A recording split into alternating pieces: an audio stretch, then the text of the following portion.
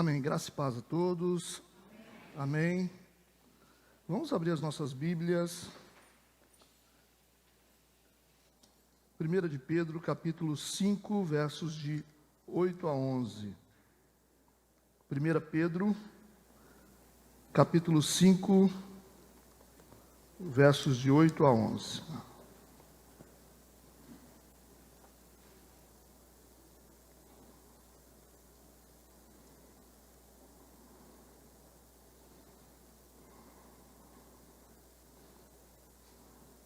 Amém?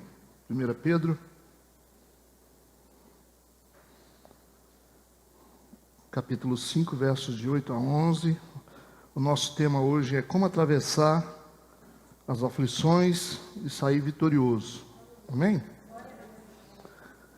Amém. Assim diz a palavra de Deus: sede sóbrios, vigiai, porque o diabo, vosso adversário, anda em derredor, bramando como um leão, buscando a quem possa tragar, ao qual resisti firmes na fé, sabendo que as mesmas aflições se cumprem entre os vossos irmãos no mundo. E o Deus de toda graça, que em Cristo Jesus vos chamou à sua eterna glória, depois de haverdes padecido um pouco, Ele mesmo vos aperfeiçoará, confirmará, fortificará e fortalecerá.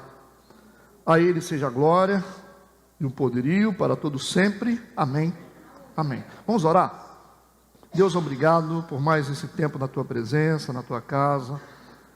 Em nome de Jesus, nós glorificamos o Teu nome. Queremos que o Senhor venha abençoar todos que entraram aqui nesta noite, todos que estão ouvindo, Senhor Deus, essa mensagem pela internet. Em nome de Jesus Cristo, que tudo seja uma bênção. E o Senhor venha repreender todo tipo de interferência, em nome de Jesus, amém e amém. Pode sentar no seu lugar.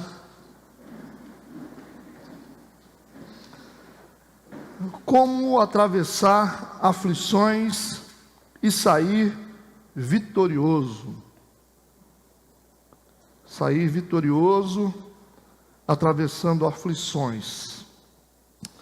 Esse período aqui dessa carta, quando essa carta foi escrita, a igreja ela estava enfrentando duas fontes de batalhas nessa época.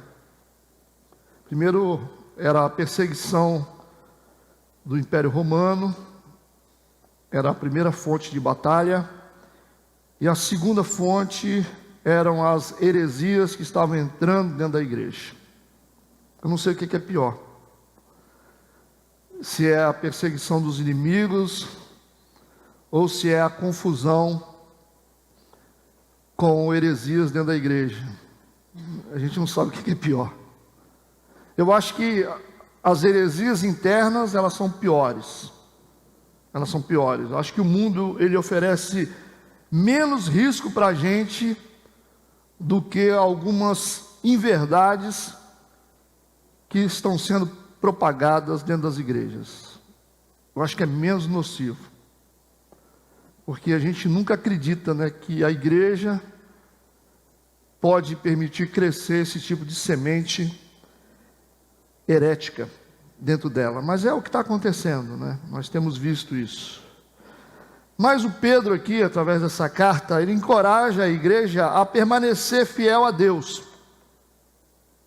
Ele está fazendo isso, ele está encorajando, através dessa carta, o povo de Deus a ficar fiel a Deus e a ter uma vida santa, né? Principalmente quando estiver vivendo um tempo difícil, quando estiver vivendo um momento de ataque espiritual. É o tempo onde a igreja tem que ficar mais firme com Deus, mais firme na sua santificação, quando ela está sob ataque. Isso acontece, nós somos atacados espiritualmente, né? O texto aqui começa dizendo: sede sóbrios, vigiai, porque o diabo, vosso adversário. Então já está dando aqui para a gente um panorama da fonte da aflição, porque esse texto vai falar sobre a aflição. Fala que muitos irmãos no mundo estão sofrendo a mesma aflição. Diz que a gente tem que resistir, firmes na fé, sabendo que essas mesmas aflições, elas acontecem, elas se cumprem entre os vossos irmãos no mundo. Não está falando das pessoas que estão no mundo, mas está falando dos irmãos que estão pregando o evangelho em outros locais. Os cristãos que estão em diversas partes do mundo. Está dizendo que essas coisas acontecem também com eles. E o que eu acho interessante, que eu comecei a falar, é que a raiz dessa aflição aqui, apresentada por Pedro, é uma raiz maligna. A fonte aqui é espiritual. Nem toda aflição ela tem fonte maligna. Às vezes as pessoas pensam que tudo que acontece de ruim, a pessoa tem que botar na conta do diabo. Eu acho que essa é uma maneira mais fácil da gente não ter que assumir algumas responsabilidades que são nossas, de ter que lutar, de ter que mudar algumas coisas. Então é muito mais fácil a gente sempre colocar a culpa no diabo. A gente está sendo perseguido, a nossa vida não funciona porque o diabo se levantou, mas nem sempre. Nem sempre. O que eu quero te dizer é que essa aflição aqui apresentada, aqui, é uma aflição que realmente tem uma raiz espiritual, maligna, porque o texto fala que nós devemos ficar sóbrios e vigiar, porque o diabo, nosso adversário, ele anda em derredor, bramando como um leão, buscando a quem possa tragar. Existem aflições, isso é importante a gente entender como igreja, que elas possuem fontes malignas mesmo, mas nem todas. Nem todas. Nem todos os problemas que nós enfrentamos, nem todas as lutas que nós enfrentamos, nós estamos lidando direto com o diabo. Por favor. Porque senão daqui a pouco a gente vai começar a não ter mais responsabilidades com algumas lutas que a gente tem que ter, de algumas mudanças que a gente tem que viver, de algumas responsabilidades que a gente tem que assumir como igreja, ok? Mas as lutas espirituais, elas são reais, elas acontecem, nós somos perseguidos mesmo, Satanás se levanta contra a gente e produz na nossa vida aflição, perseguição, opressão. Muitos estão sofrendo hoje por causa do diabo mesmo. São aflições malignas. Por isso que o texto diz: sede sóbrios, vigiai, porque o diabo, o vosso adversário. Então está aqui algo muito importante para a gente começar a aprender a lidar com a aflição. Muito importante, porque o texto está dizendo que o diabo é o nosso adversário. É o nosso, é muito importante. Não está dizendo que o diabo é um adversário, mas está dizendo especificamente que o diabo é o nosso adversário. Isso significa que o diabo é adversário nosso, não de Deus. Esse é o primeiro ponto importante. Pastor, mas o diabo não é adversário de Deus? Não, porque ele não é páreo para Deus. Deus é muito grande, infinitamente grande. E nós temos esse Deus em nós. A Bíblia diz que maior o que está em nós do que aquele que está no mundo. Então se eu quero começar a lidar com essa guerra, se eu quero lidar com essas aflições, eu preciso compreender que essas aflições, elas podem ter raízes espirituais, sim. O adversário vai se levantar contra nós, sim. Ele é o nosso adversário? É o nosso adversário. Nosso adversário. É o nosso adversário. Mas não é adversário de Deus. Por favor. Para você poder entender como que funcionam as guerras espirituais. Porque daqui a pouco você vai colocar o diabo do tamanho de Deus, você vai achar que Deus está dentro de uma arena, onde o diabo está de um lado, Deus está do outro, aí Deus está naquela guerra, tentando lutar contra o diabo. Isso não existe. O diabo, ele é um ser finito, e Deus é infinito. Por que, pastor, que ele é finito? Porque ele é uma criatura. Ele é uma criatura, então ele não tem o tamanho de Deus e nunca terá. Ele é uma gota no oceano, é uma pulga. Não se compara com Deus, não dá nem para medir. Ele é adversário nosso, mas não é páreo para Deus. E se eu estou em Deus, e se Deus está em mim, eu vou vencer essa batalha. Porque esse Deus é maior do que todas as coisas. Não importa que tipo de aflição que você está enfrentando, se é grande demais, não interessa. O que importa é que esse Deus que habita em nós é um Deus poderoso, é um Deus forte. E nós vamos atravessar essas aflições com tranquilidade, nós vamos sair do outro lado melhores, porque Deus é Deus. E eu sei que as fases difíceis são terríveis, só sabe quem vive. Tem momentos difíceis na vida, momentos de perdas, de sofrimento, de enfermidade, falta de dinheiro, de escassez. Tem vários momentos difíceis que a gente tem que enfrentar na vida.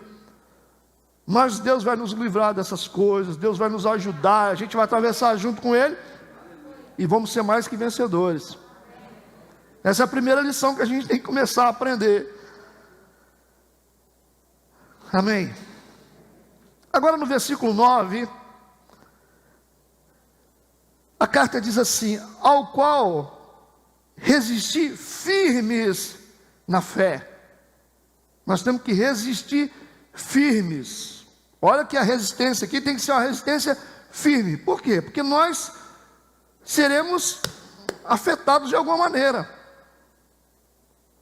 Vai haver uma colisão, vai haver um impacto contra nós. Ou seja, algo está tentando destruir uma estrutura que já está pronta. Ou seja, o propósito de Satanás é desestruturar aquilo que antes foi estruturado por Deus. Então essa palavra aqui é realmente para uma igreja que está forte e que precisa permanecer forte. Ele está dizendo, vocês precisam resistir, firmes na fé, porque os impactos são grandes. As lutas são grandes, então nós temos que permanecer firmes, inabaláveis. Onde? Na fé. É na fé. Não é em outro setor da nossa vida que você tem que falar, mas eu tenho que acertar. Não, primeira coisa que você tem que resolver na sua vida é a sua fé, porque se Satanás tocar na sua fé, a seta, a flecha dele vai atingir o alvo. Por isso que ele fala sobre resistência. Resistir firme na fé. Você precisa estar estruturado, porque Satanás vai tentar abalar a sua estrutura. Resistir firme na fé. Amém? Ainda no versículo 9, eu continuo falando algumas realidades a respeito das aflições. Eu comecei dizendo que Satanás não é adversário de Deus, mas sim nosso. Essa já é uma vantagem que nós temos. E a segunda coisa que nós temos que resistir firmes na fé, esses impactos que possivelmente nós temos que viver na nossa vida, tentando desestruturar a gente. Talvez a sua estrutura espiritual, que já foi consolidada por Deus, talvez é isso que Satanás está tentando fazer, destruir o que está pronto na sua vida. E no versículo 9, ainda na parte B, aparece outra coisa interessante, que diz assim: sabendo que as mesmas aflições, elas se cumprem entre os vossos irmãos no mundo. Isso é algo muito importante, para a gente poder lidar com as aflições. É muito importante isso, porque quando você começa a perceber, a descobrir que existem pessoas que sofrem também, a sua visão a respeito da dor, ela começa a mudar. Porque quando você está sofrendo alguma coisa, o que você sente é que isso só acontece com você. Deus escolheu a minha vida para isso. Às vezes você pensa assim, olha, ninguém sofre igual eu. A gente fica cego para as outras coisas.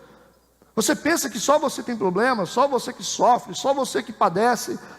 Mas o texto está dizendo que as mesmas aflições, elas se cumprem entre os vossos irmãos no mundo. Existem várias pessoas de diversas partes do mundo que estão sofrendo igual a gente, na mesma intensidade.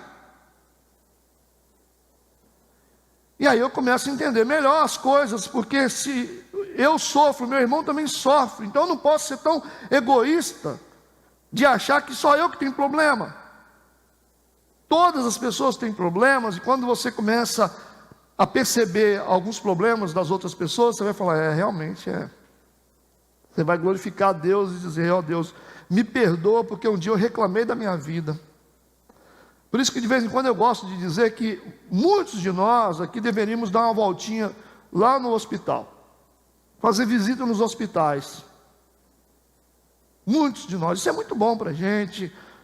Talvez, se você tiver a oportunidade de ir num campo missionário, para você ver o que é dor, o que é sofrimento, para você entender o que é sofrer. Você vai se sentir tão bem, você vai dizer: graças a Deus que eu não estou nessa condição. Você tem um problema, mas às vezes a pessoa tem outro problema diferente. E quando a gente começa a observar, a gente fica com vergonha de um dia ter reclamado. Vê a dor do outro, vê a dor do próximo. Ir nesses asilos. Há uns anos atrás, nós fizemos uma visita no asilo com os jovens da igreja. É muito tempo atrás. Aí nós levamos algumas coisas para lá, alguns kits de higiene bucal também. Aí eu percebi que os jovens todos começaram a chorar. Eles não tinham vivido isso. Eles foram criados a Todd, dentro de casa, acostumados com a vidinha boa. E quando eles estiveram diante dessa realidade, eles começaram a chorar. Eu achei muito legal. Porque era uma maneira para que eles pudessem perceber a vida pelo lado de fora. Eles olharam: poxa, as pessoas aqui não têm o que a gente tem, as pessoas, tem muitos idosos aqui que queriam estar com a família e não estão, e às vezes a gente reclama, né, da vida, a gente tem tanta coisa. Quando você fica cuidando de algum doente no hospital, você já ficou algum dia assim, que você tem que ficar virando à noite, sentado numa cadeirinha, noite inteira cuidando de uma pessoa doente, aí você começa a ver o cenário ao seu redor. Você vai num Silvio Alvido, você vai numa praça de guerra, você fala: puxa vida, gente sofrendo, esperando na fila para poder ser operado, e nós ficamos reclamando da vida ainda. Não é verdade? Isso aí ajuda a gente a enfrentar as aflições de uma maneira mais madura, atenua um pouco esse medo da gente. Quando nós percebemos isso, foi essa a intenção de Pedro, dizendo: sabendo que as mesmas aflições se cumprem entre os vossos irmãos no mundo. Amém? A gente tem que vencer esse egoísmo e parar de reclamar da vida e saber, se nós temos um problema, existem coisas muito piores lá fora. Muito piores. Num tempo como esse, existem pessoas que sentem fome. É inadmissível, num tempo que nós estamos vivendo, existem pessoas que ainda morrem de fome. E nós temos tanta fartura, os nossos filhos jogam coisas fora. Você vê, a gente pode perceber isso pelo lixo que a gente tem, porque a quantidade de lixo revela o desperdício de recursos. Você consegue perceber isso? O lixo da gente é rico demais, de tantas coisas boas que são jogadas fora. Porque nós somos um povo que desperdiça muito recurso. A gente não aproveita muita coisa. Vocês estão entendendo o que eu estou falando? Então nós precisamos ter uma percepção melhor de mundo, de vida. Temos que assistir mais as coisas, ler mais e parar de ficar reclamando da vida. As pessoas estão definhando de tanto reclamar e murmurar da vida, porque não entendem o que está acontecendo ao redor delas. Tira um pouco os olhos de si mesmo e começa a olhar para o mundo que está ao seu redor. Você vai ver que as suas aflições, você vai lidar melhor com elas. Amém. Agora no versículo 10, outra realidade importante a respeito das aflições. Versículo 10, parte A, diz assim: e o Deus de toda a graça, que em Cristo Jesus vos chamou à sua eterna glória. Olha que interessante, o Deus de toda a graça, Ele nos chamou à sua eterna glória. Existe um propósito de Deus para cada um de nós. Existe um futuro, Deus nos chamou. Deus nos chamou à sua eterna glória. Nós vamos morar com Deus. Então existe um futuro, gente. Existe um propósito de Deus a respeito de cada um de nós. Existe um futuro. E a gente percebe aqui que esse nosso futuro, ele já foi discernido por Satanás, ele já foi entendido. Essas aflições que a gente sofre, quando nós sofremos perseguições malignas, ataques malignos de Satanás contra a nossa vida, esses são sinais de que Satanás conhece o nosso futuro. Ele sabe exatamente quem nós somos e para onde nós vamos. Por isso que nos ataca, por isso que torna algumas coisas tão difíceis para nós. Nós somos um alvo, porque existe um futuro de Deus para nós. Aqueles que reconhecem Jesus como seu Salvador, aqueles que aceitaram Jesus, essas pessoas têm um futuro, gente. Existe um plano de Deus que já está pronto. Por isso que essa carta diz: o Deus de toda graça, que em Cristo Jesus vos chamou à sua eterna glória. O diabo sabe disso. Então as aflições são sinais que indicam que Satanás conhece o nosso futuro, conhece quem nós somos, indica a nossa estatura, sabe o que Deus pensa a respeito de cada um de nós. Por isso que para algumas pessoas as coisas são tão difíceis. Para algumas pessoas as coisas são até mais difíceis, porque o tamanho da missão da pessoa também define o tamanho da luta, sabe?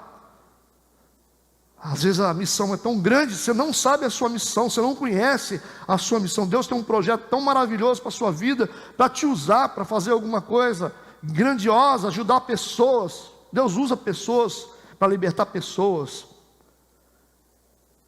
E aí Satanás sabe disso e só você que não sabe. E trava você, sabota a sua vida, coloca impedimentos na sua vida e você não entende. Você vai colocar a culpa em todo mundo.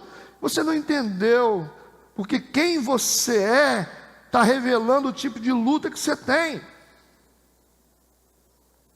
Por que tem tanta luta? Por causa da sua identidade em Deus. Só que você tem que ser mais esperto em relação a essas coisas. Começa a discernir por que algumas coisas.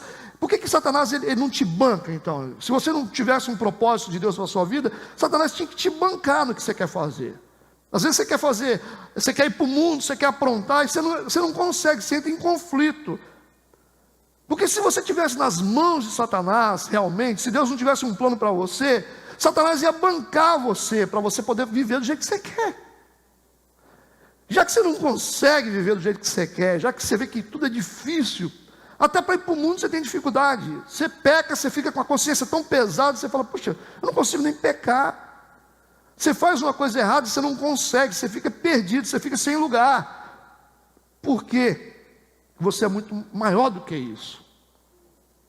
Você não sabe quem você é, mas Deus sabe quem você é. E Satanás sabe quem você é. Você precisa entender essas coisas. Quando a coisa não vai, a gente tem que fazer leitura na nossa identidade, quem nós somos, e começar a saber de que forma nós vamos lutar. É importante a gente entender isso. Porque se você não entender isso, você vai ficar reclamando, você vai ficar falando das pessoas, você vai botar a culpa no seu pai, na sua mãe, nos seus irmãos, na sua família. E aí talvez você está debaixo de uma guerra por causa de quem você é. Porque se você estiver bem, se você estiver em Deus, você vai produzir muitos frutos. Deus vai usar você. Tem gente que demora a entender isso. Aí vai entender depois de velho, né? Quando chega numa idade, fala assim: ah, bom, agora entendi. Aí resolve servir a Deus. Você deveria ter servido há mais tempo para Deus te usar, te fazer prosperar. São tantas coisas grandes que Deus tem para nós. E a gente fica enroscado com as coisas erradas na vida, fica patinando no mesmo lugar, não sai do... Sabe? A pessoa fala: eu vou para o mundo, aí não consegue, vai para o mundo também não consegue. Aí vai para a igreja, fica disfuncional na igreja, fica disfuncional no mundo, você fica sem lugar. Percebe isso? Porque existe um lugar para você, que Deus já preparou. Existe um propósito na sua vida. Eu vou te dizer, o propósito, o seu propósito de vida que Deus tem para você, ele é muito mais importante do que você mesmo. O que Satanás ele se importa mais? Ele se importa mais com o propósito que Deus tem para a sua vida do que com você. Ele não está atrás de você, ele está atrás do propósito de Deus para a sua vida. Porque se você não fosse nada, ele te deixava em paz.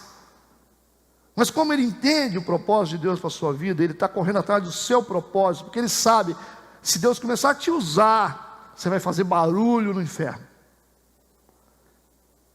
E essa mensagem é para te chamar a atenção, para você entender o tempo que você está vivendo, para que você possa discernir a sua identidade no meio dessas aflições todas. Amém. Ainda no versículo 10, na parte B, vamos explorar bastante os versículos. Ainda na parte B, diz assim: depois de haverdes padecido um pouco, depois de haverdes padecido um pouco, isso significa que as aflições, elas são transitórias, elas são passageiras. Depois de haverdes padecido um pouco, isso não vai eternizar na sua vida. Para de pensar besteira. Você fala assim: será que eu vou ficar assim o resto da vida? Não, isso vai passar. A luta vai passar, porque tem que passar. Porque Deus disse que vai passar. O choro pode durar uma noite, mas a alegria tem que vir pela manhã.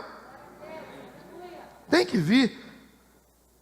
Por isso que as aflições, Deus faz com que elas sejam transitórias e passageiras. Depois de haver padecido um pouco, vai chegar um tempo que você vai ficar tranquilo, você vai lembrar dessas coisas, vai falar assim: puxa vida, graças a Deus que eu vivi aquilo, pelo menos eu amadureci.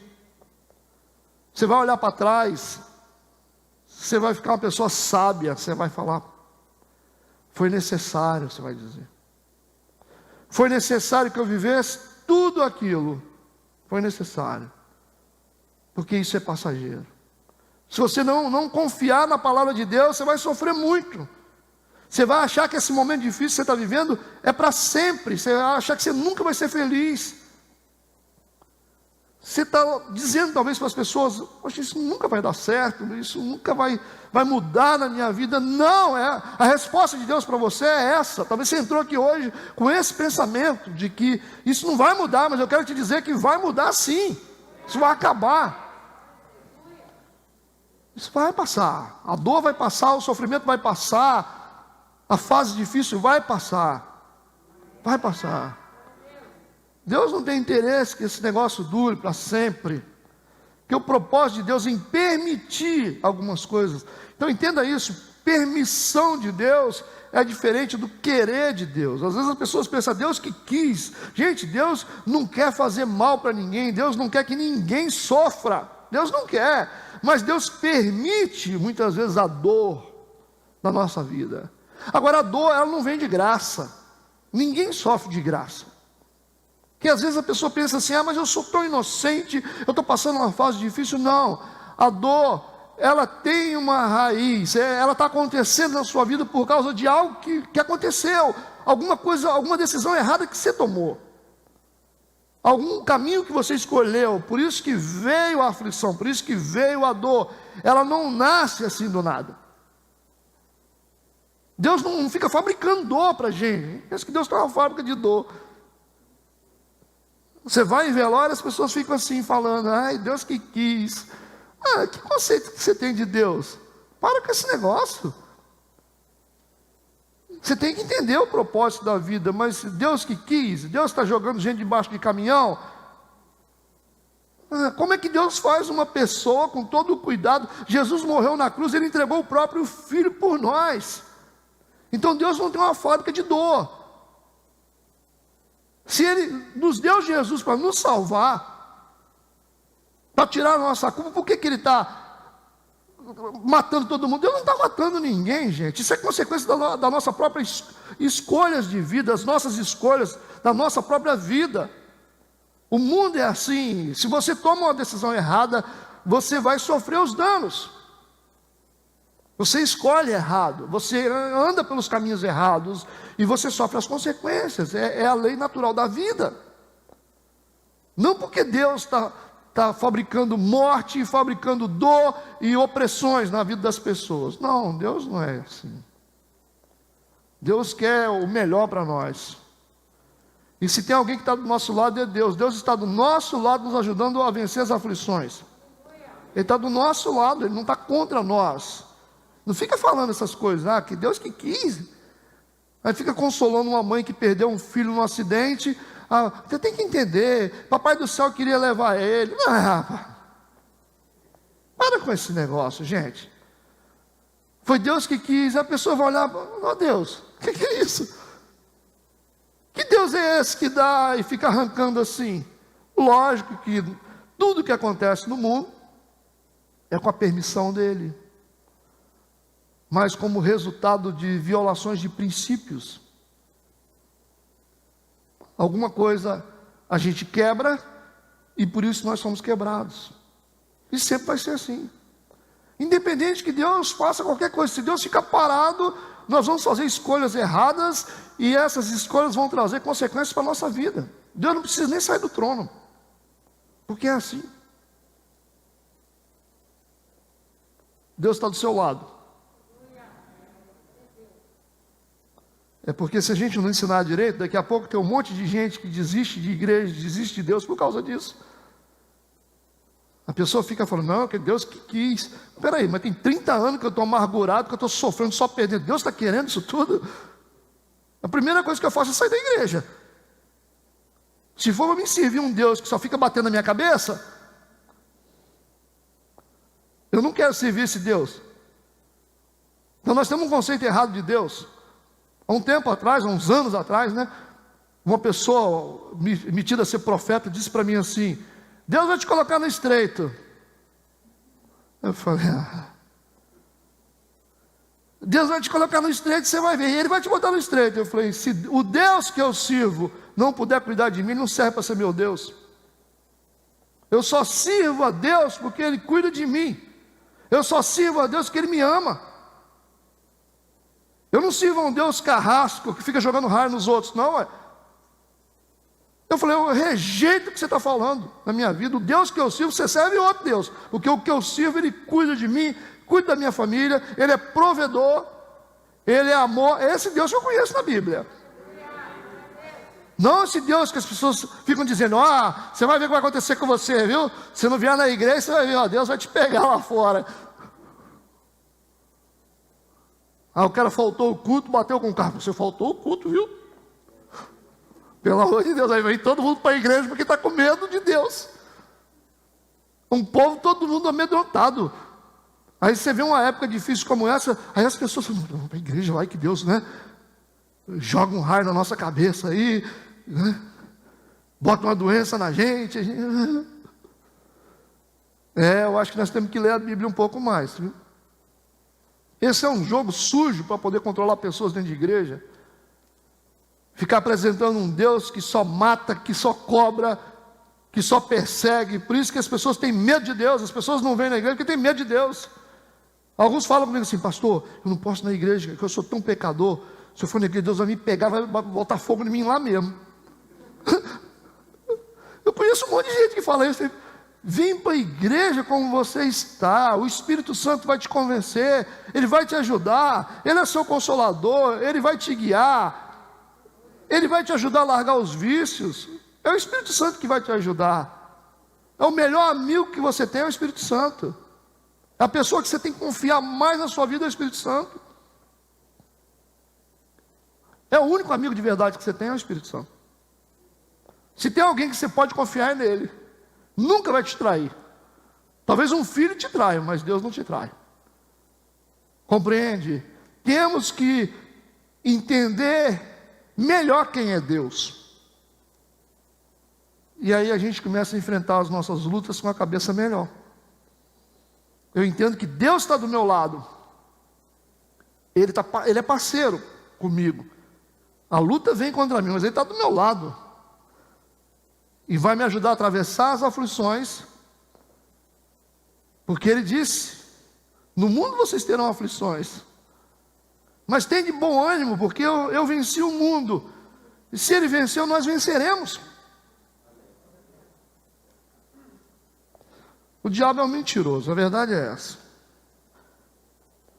E a gente acredita nele. Ele desenhou uma imagem negativa de Deus e a gente comprou isso.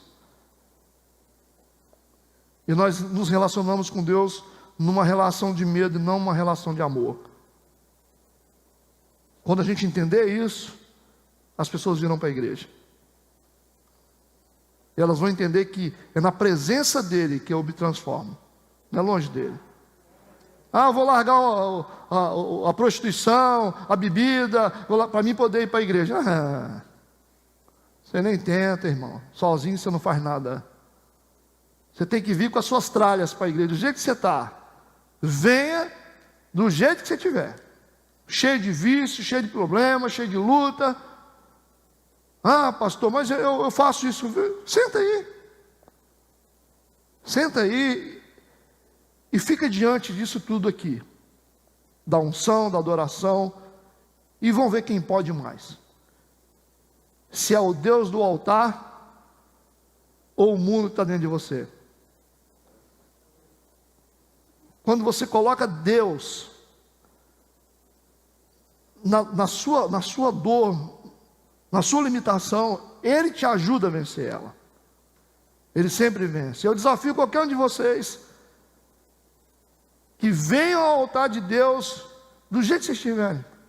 Eu não estou dizendo que vocês têm que vir aqui para ministrar, não. Eu não estou falando disso. Eu estou falando, vá a Deus, vá à presença dEle, como você estiver. Não precisa ficar com medo dEle, não.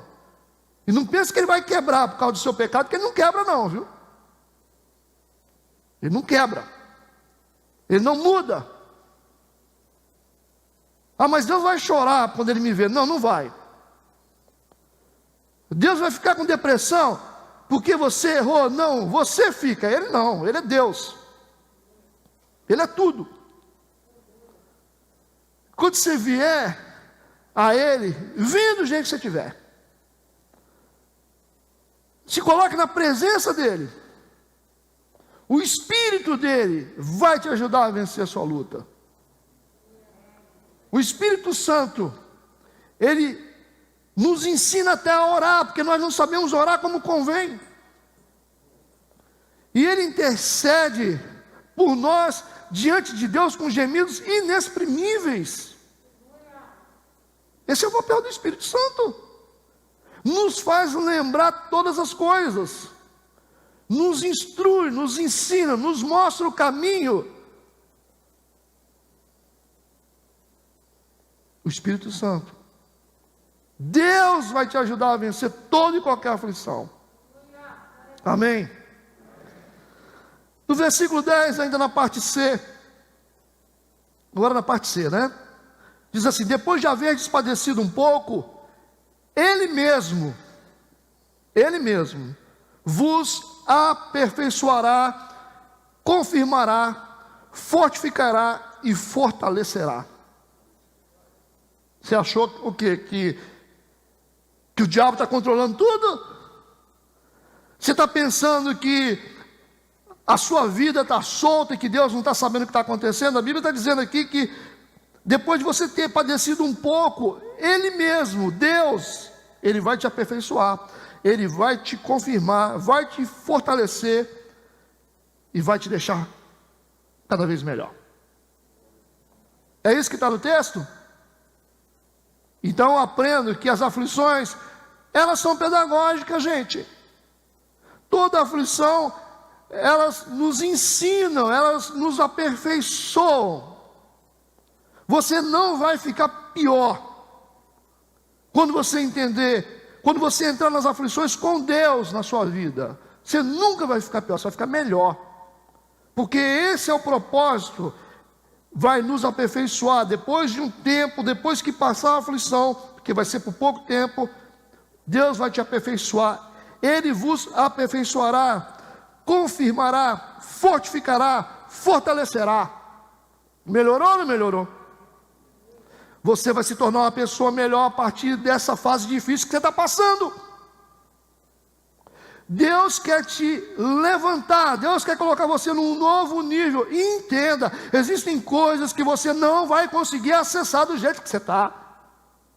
Existem coisas que você não vai conseguir conquistar. Existem ministérios que você não vai conseguir suportar. Porque talvez Deus quer te dar um ministério consistente, só que você não tem ainda força para isso. Então a aflição te aperfeiçoa, te deixa melhor, te deixa mais forte, e aí você vai estar pronto para tudo que Deus quer entregar para você. Compreende o que eu estou falando?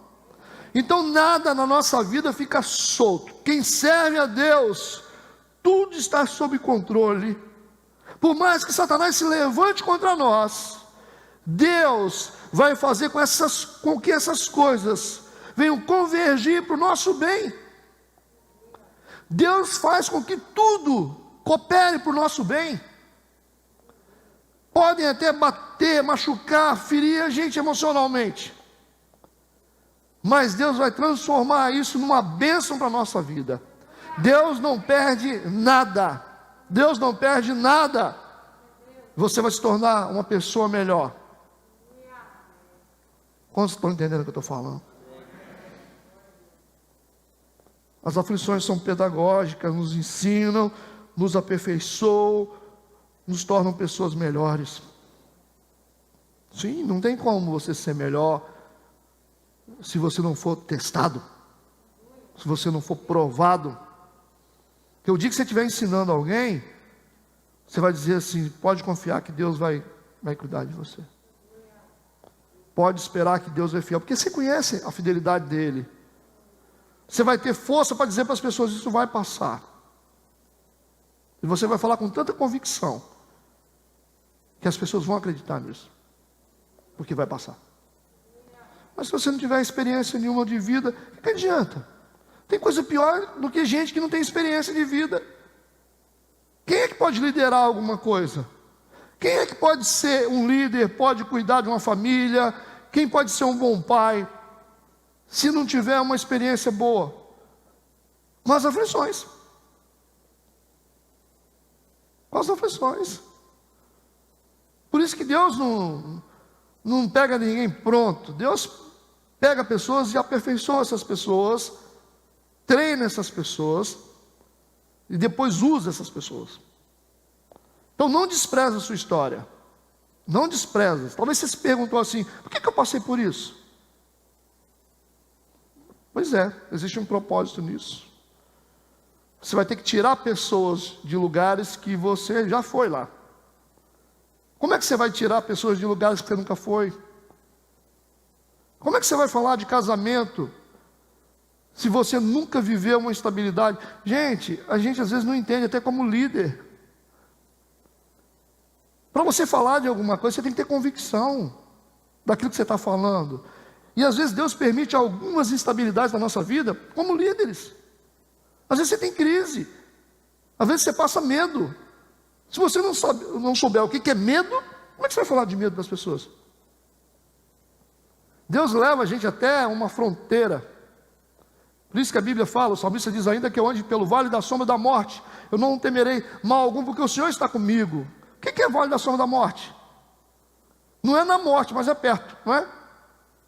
É o vale da sombra da morte, é perto da morte. Então você chega numa fronteira de quase padecer. Ou seja, Deus tem que testar os seus limites, porque senão você não tira a pessoa de lá. Como é que você vai tirar ovelhas? Como é que você vai tirar pessoas do sofrimento, da depressão, se você nunca esteve nesse vale? Compreende o propósito dos momentos difíceis na vida de quem serve a Deus? Agora, para quem não serve a Deus, isso serve de estímulo para que a pessoa entenda que ela tem que buscar acertar a vida. Quando uma pessoa que está largada na vida e passa por um momento difícil, ela vai repensar a vida dela. Isso pode criar um caminho para ela poder conhecer a Deus. Sim. Se ela não aceitar isso, ela vai se perder na aflição. A aflição tem poder para matar, mas tem poder também para levar você a Deus. Se for perguntar para vocês que estão aqui hoje, que estão na igreja por tanto tempo, provavelmente foram as aflições que trouxeram vocês até Deus. A maioria de vocês. Fora os que nasceram na igreja. Mas a maioria de vocês que conheceram Deus através de uma aflição. Entendeu por que acontecem certas coisas? Por que Deus testa a nossa vida? Por que a gente experimenta a instabilidade? Porque é a única maneira que a gente tem para poder abrir os nossos olhos para entender que Deus é Deus. De outra forma as pessoas não entendem. Eu vejo tanta gente quando está vencendo, gente tão egoísta. Aí quando tem uma enfermidade na casa, a pessoa fica boazinha, aí fala, poxa vida, ora por mim. Quando é que tem culto lá na sua igreja? É assim, gente. Infelizmente, não era para ser assim, mas o mundo é assim. As pessoas, enquanto elas têm poder, elas estão bem, elas não querem saber de Deus. Mas quando algo nelas fica instável, elas ficam assim, poxa, tem como você colocar meu nome lá na oração? Até para quem não confia em pastor, começa a confiar. Pastor é para apagar incêndio, né? Então, assim, igual bombeiro, né? Às vezes as pessoas só pensam no pastor quando tem uma tragédia. Tem uma tragédia, tem um endemoniado, liga para o pastor. Não era para ser assim, né? Mas era para ser para os momentos bons também, né? Pastor, estou feliz da vida, quero que o senhor participe comigo. Não estou dizendo que todo mundo é assim, né? Mas a vida é assim, as pessoas, na sua maioria, são assim. Tem uma dificuldade, pastor. Quando está bem, não sei nem quem é o pastor. Estou com dinheiro, por que eu quero saber de pastor? Não sei nem o que é pastor. O que é pastor? O que é igreja? Não sei. Igreja, sabe, quem é Jesus? Aí quando nós somos tocados, que a gente aprende que nós não somos tão fortes como nós pensamos, esse mundo começa a abrir para nós. A gente começa a repensar os nossos valores. Está entendendo o que eu estou falando? Por isso que as aflições, elas têm o poder de nos aperfeiçoar. Amém? Vou para a última sessão agora.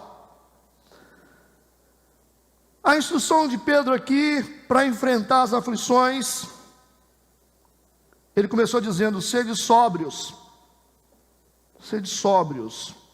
A gente vai começar a pensar assim, então quer dizer que eu não posso beber? Não está falando sobre isso. Não está falando sobre uma pessoa embriagada tendo que ficar sóbria. Não é sobre isso que ele está falando. Sede sóbrio, ele está dizendo que nós temos que manter a nossa mente livre de influências entorpecentes que nos impede de pensar racionalmente. Nós temos que estar livres de influências entorpecentes que impede que pensemos racionalmente. É isso que está falando. Vocês precisam ter uma mente sã. É só você ser normal. Mente sã, não deixa essas influências. Ele está falando sobre as heresias. Porque tem gente que entra na cabeça da gente com um monte de mentira.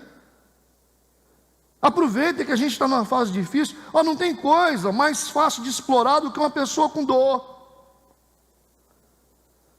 Você fica vulnerável. Quando você está sofrendo, você tem um filho doente, dependendo da pessoa, vai arrancar até seu sapato. Um pai com um filho doente, ele entrega a casa, ele entrega o carro, ele entrega tudo. E é nesse momento que Satanás trabalha. Quando nós estamos enfrentando aflições, nós ficamos vulneráveis. Pedro está dizendo, vocês têm que ficar firmes na fé. Sede sóbrios. Cuidado, hein? Mantenha a sua mente racional. Porque daqui a pouco você vai começar a fazer coisas que não tem nada a ver, porque você está aflito. E é isso que acontece com a gente. Aí você fala assim, me mandaram fazer aquilo, pastor. Mas Por que você fez? Porque eu estava precisando. Me mandaram fazer aquele negócio. Exigiram isso de mim. Eu tive que pagar tanto. Porque está aflito. A vulnerabilidade, ela aumenta quando você está aflito. Você coloca a sua mente numa condição de pensar de forma irracional. Você pensa igual maluco. Daqui a pouco você está fazendo um monte de maluquice. Daqui a pouco você acredita que realmente, se você pagar Deus, Deus vai te dar a bênção. Você acredita nessas coisas. Você acredita? Ah, se você fizer isso aqui, ó, você vai ver o que vai acontecer. Você começa a fazer maluquice. Estão entendendo o que eu estou falando? Porque quando você não está bem, quando você está precisando de alguma coisa, você fica vulnerável. E a sua mente está aberta para pensar, para agir de forma irracional. Por isso que ele está dizendo, sede sóbrios. Você tem que falar assim, peraí, mas isso aí não, hein? Isso aí não. Isso aí não, isso aí está errado, hein? Nós temos que ter esse senso crítico. De saber o que está errado e o que está certo. Tem coisa que, tem gente dentro de igreja que age como se fosse bicho. Porque as pessoas nos manipulam, jogam a gente para o lado que quer. Daqui a pouco a gente está fazendo coisas que não tem nada a ver com a gente, porque a gente precisa de um milagre, porque a gente precisa de uma porta aberta. Não sejam irracionais. A igreja se tornou irracional por causa da necessidade que passa. Por isso que os exploradores fazem o que quer com a gente. Porque por causa da dor, a gente faz qualquer coisa. A gente faz qualquer coisa, a gente se pinta de vermelho, a gente faz o que for necessário. Planta bananeira na igreja, a gente rasga a Bíblia, inverte ela, fica com raiva de Deus, dá ordem para Deus. Você tem que dar ordem para Deus, rapaz. Você não está fazendo certo, não. Você bota o dedo na cara de Deus e fala assim, ó, ou você me abençoa, ou eu não volto mais nessa igreja. Aí o cara chega cheio de razão, fala assim, ó Deus, estou te colocando no estreito. Tem que falar firme com Deus, senão Deus não age. Aí você começa a fazer besteira. Aí você começa a tocar na santidade de Deus. Você começa a desrespeitar os princípios de Deus. Você começa a inverter os valores. Sabe por quê? Simplesmente porque você precisa de uma resposta. É em nome do seu filho que está doente, é do seu casamento que acabou. Olha, eu canso de ver gente que procura a gente e fala assim, ah pastor, que meu casamento... Aí quando você fala, olha, você tem que fazer certo. A pessoa quer outra coisa. Ela quer uma fantasia, ela quer uma mentira. Porque a pessoa não quer a verdade. Ela quer uma história mentirosa. Não, sabe o que vai acontecer? Você faz isso aqui, ó. Aí vai descer o anjo desceu, aí vai resolver seu problema. Ele vai descer com um pote de ouro, vai te entregar. É mesmo? Eu não preciso mudar nada, não? Não precisa mudar nada, não. De vez em quando, a primeira coisa que um pastor tem que fazer para resolver problema de relacionamento é falar o que é óbvio. Às vezes tem que falar para o cara assim, você tem que tomar vergonha, rapaz. Respeita mais a sua esposa, respeita os seus filhos. Tem muito homem que precisa ouvir isso. Não é ficar, não, vamos fazer isso. Antes de, muitas vezes, orar, entrar no mundo transcendental, você tem que fazer alguns ajustes morais. Respeito, honra, compromisso. Aí o cara fala assim, pastor, não dá para você fazer aquela oração assim que eu mudo. Não, você tem que mudar de outra forma primeiro. Não é a oração que vai mudar você. O que vai mudar você é a atitude. O que falta, às vezes, no homem é só ser homem. Não falta mais nada. Não é questão de demônio, é porque. Não, é só ser homem. É só o cara ser homem de verdade, já acerta muita coisa. É só ter compromisso com as coisas. Aí já acerta um monte de coisa. Aí ele fala assim, não, eu achei que era demônio, que me falaram que era o encosto que eu tinha. Encosto? Você que não vai trabalhar, rapaz. As pessoas ficam apelando para o mundo transcendental, tentando botar na conta de alguém. Ou na conta de Deus ou na conta do diabo. Vamos ter mais responsabilidade. Porque nós estamos pensando de forma irracional.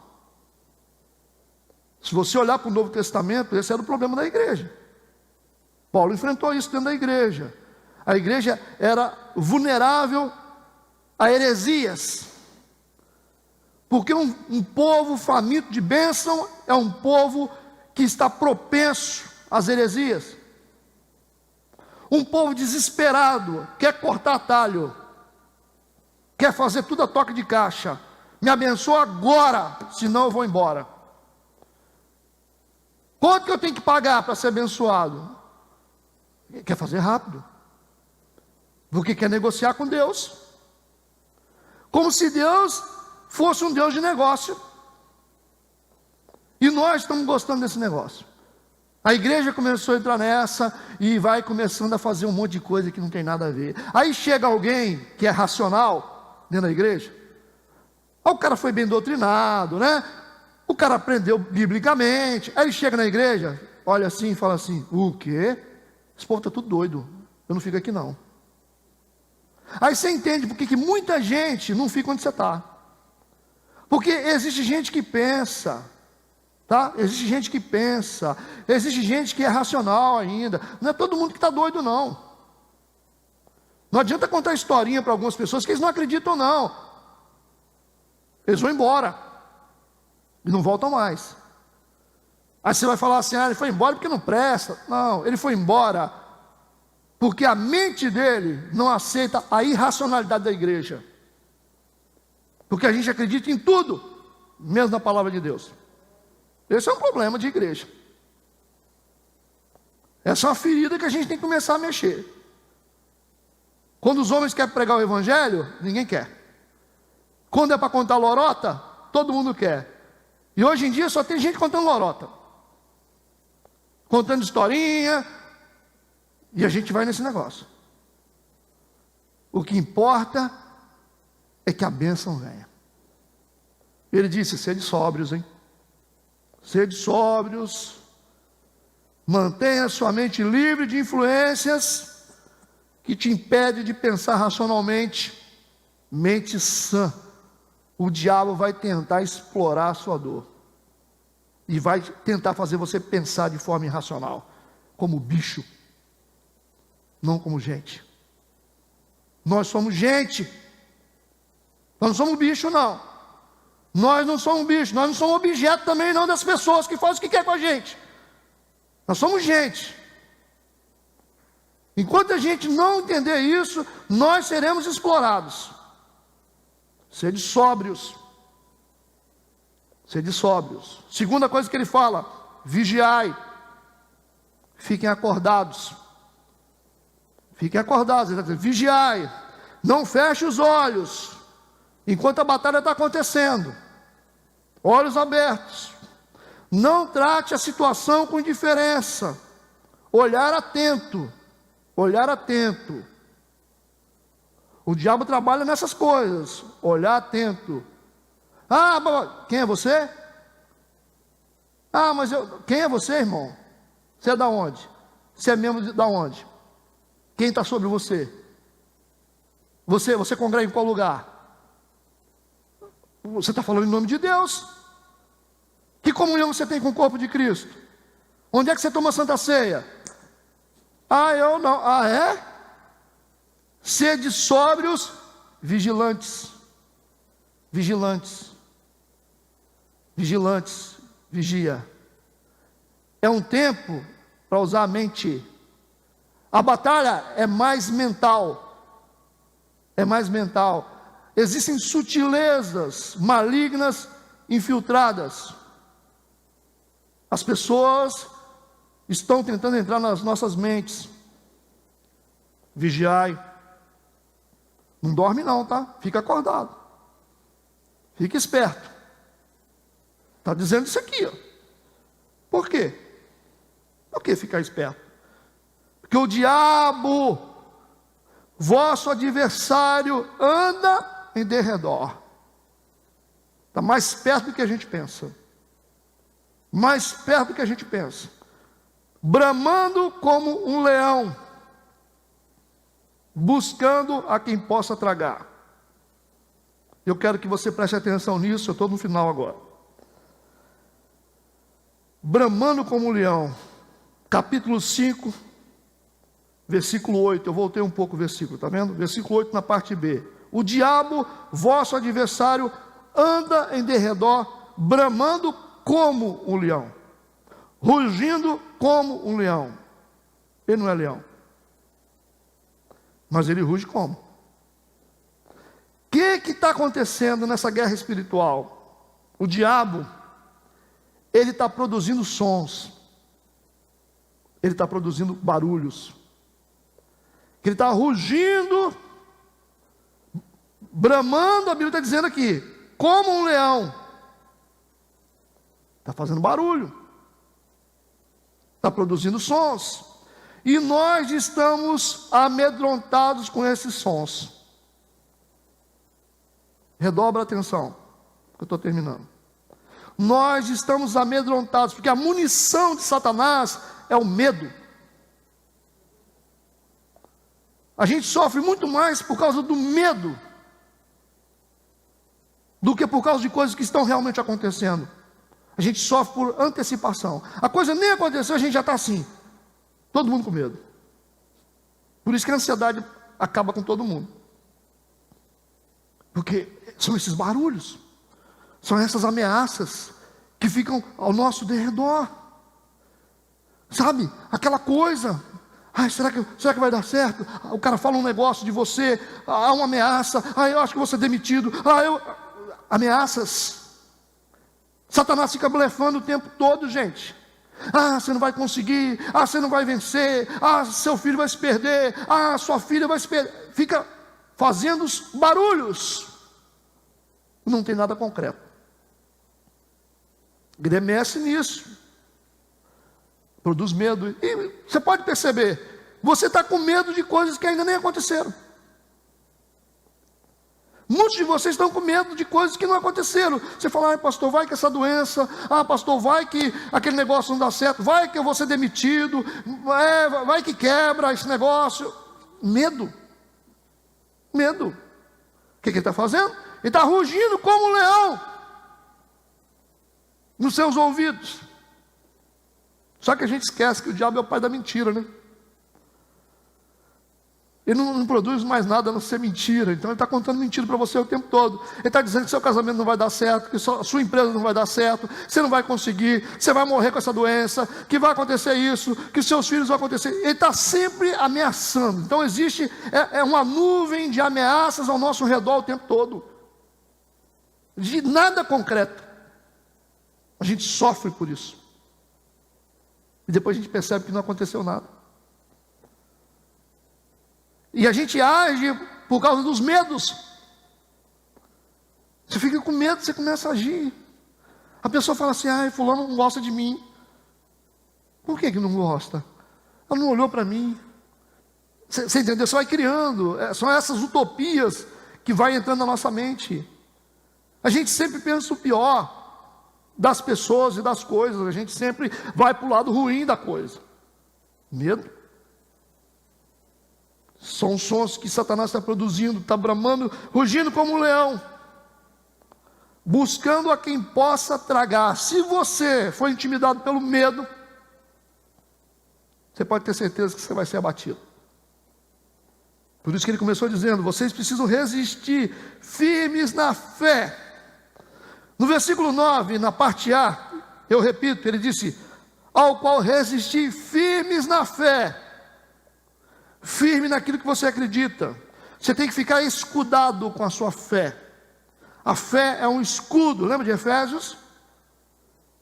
Você precisa ser escudado com a fé, constantemente pela fé, para que a seta não entre em você.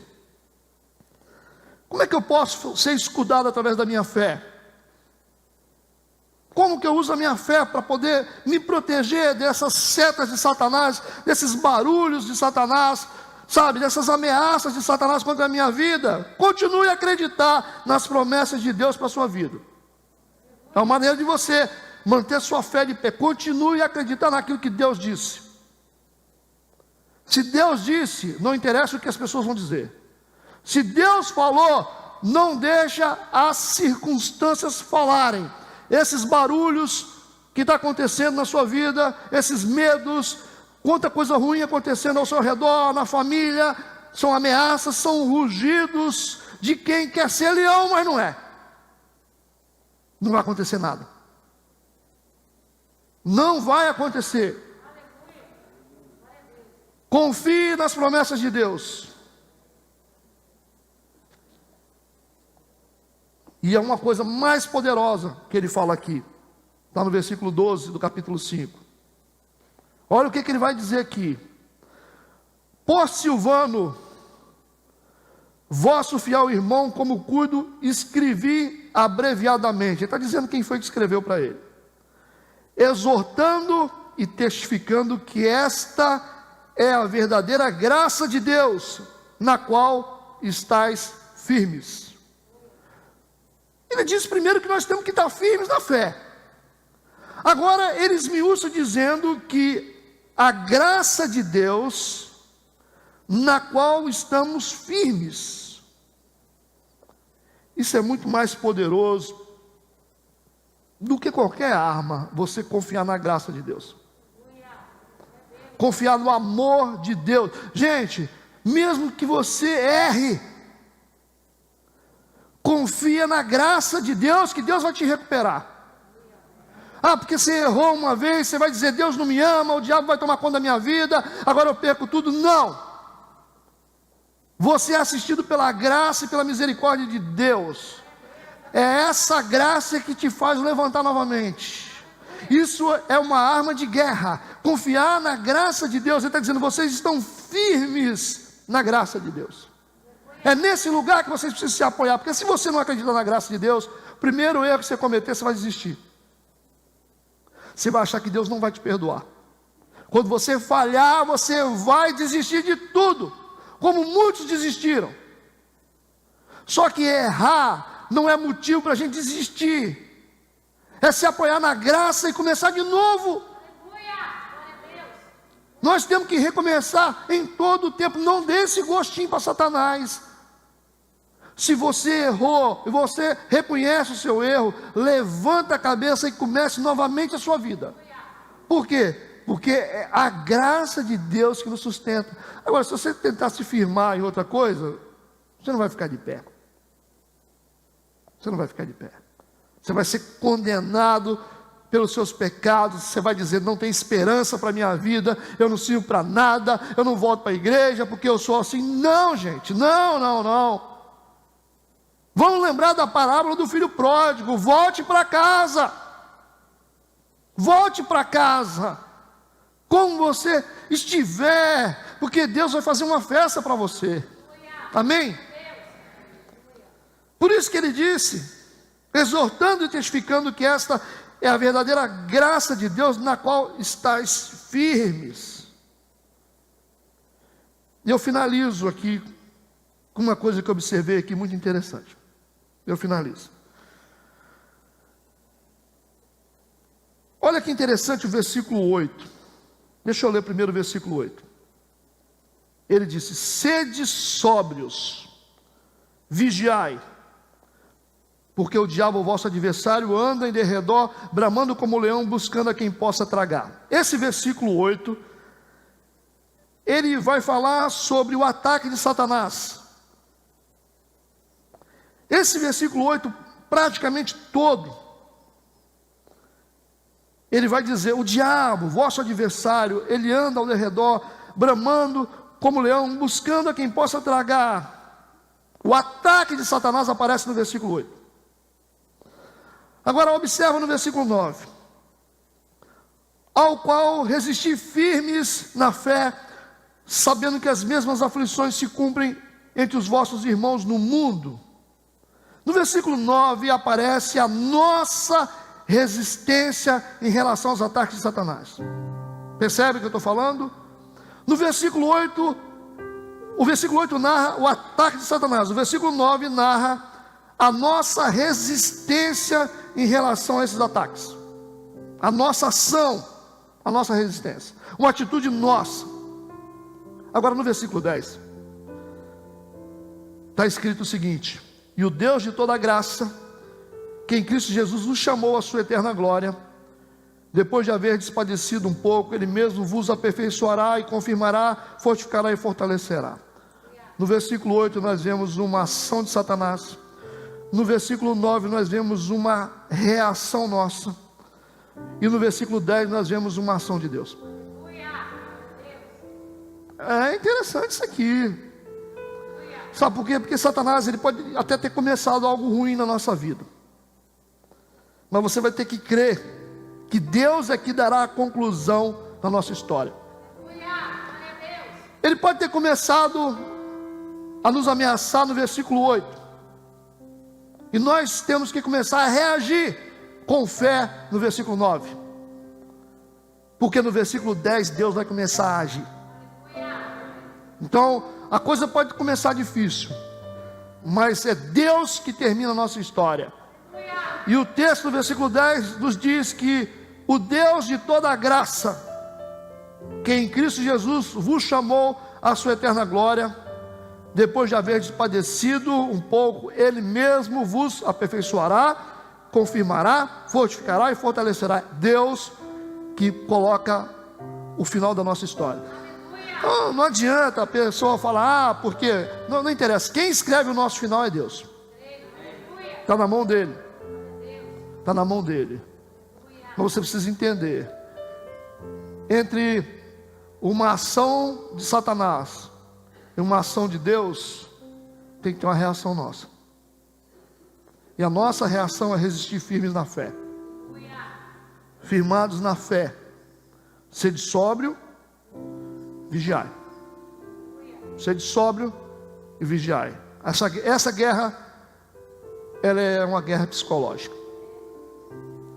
É uma guerra mental. A gente não luta mais como antes.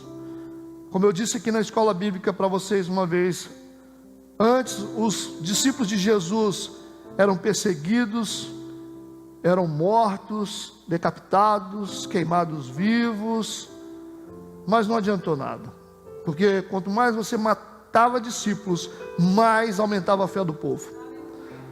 Então o povo de Deus, ele nunca enfraqueceu quando sofria algum tipo de aflição. Nunca. Podia destruir um monte, eles se multiplicavam e a fé deles aumentava cada vez mais. A morte dos discípulos física só fortaleceu o povo de Deus. Só que Satanás viu que essa estratégia não adiantava mais. E nesse tempo Satanás, ele agora vem com uma batalha mental.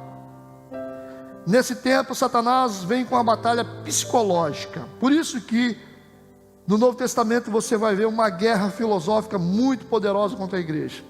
Muitas heresias tentando entrar na igreja. E Deus levanta o cara mais preparado. Levanta o apóstolo Paulo, que era um homem preparado para lidar com essas heresias. Você vai ver grandes coisas. Agora você está vendo Pedro também agora lutando contra essas heresias. Porque Satanás, ele quer entrar na nossa cabeça. Ele quer destruir a nossa mente, a nossa racionalidade, a nossa capacidade de pensar como seres humanos, pensar como gente. Então, se nós estivermos firmes em Deus e não deixar as circunstâncias falarem aos nossos ouvidos, porque quando a coisa fica difícil, isso é só rugido de alguém que quer tentar ser leão. Pode ficar tranquilo, essas ameaças que estão fazendo com vocês são rugidos de quem quer se parecer com leão, mas que não é leão. São apenas barulhos. Fica firme na fé. Fica firme na fé. Porque Deus vai te aperfeiçoar, vai te confirmar, vai te fortalecer. Amém? Quantos entendem o que eu disse? Vamos ficar de pé. Vamos orar. Vamos orar. Vamos orar.